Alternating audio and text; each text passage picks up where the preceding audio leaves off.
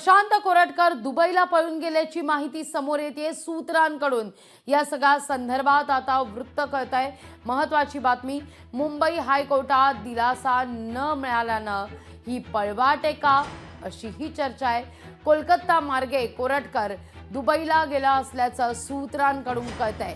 दुबईतला एक फोटो हा आता समोर येताना दिसतोय कोरटकरचा, त्यामुळे कोरटकर दुबईला पळून गेलाय का, अशी ही आता चर्चा होतीये।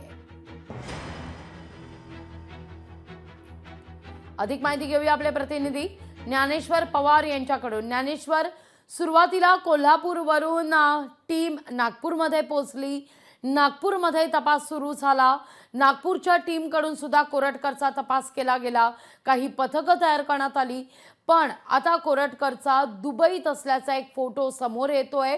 असं सूत्रांकडून कळतंय की कोरटकर नागपूर मार्गे कोलकाता मार्गे आता दुबईत पळून गेलाय।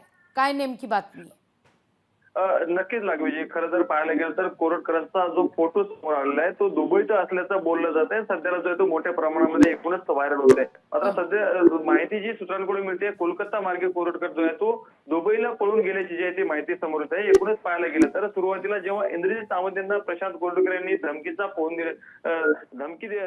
फोनवरून धमकी दिल्याचा संशय होता, त्यानंतर कोल्हापूर पोलीस ठाण्यामध्ये जे त्यांच्या विरुद्ध गुन्हा दाखल झाला।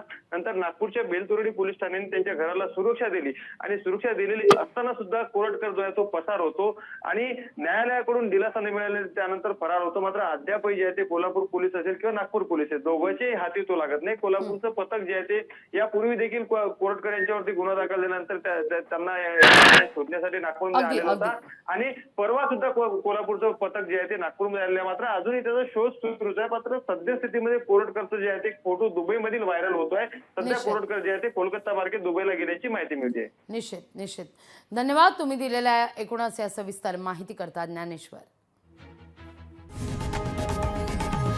लोकशाही मराठी ऐका, पहा, जागरूक रहा।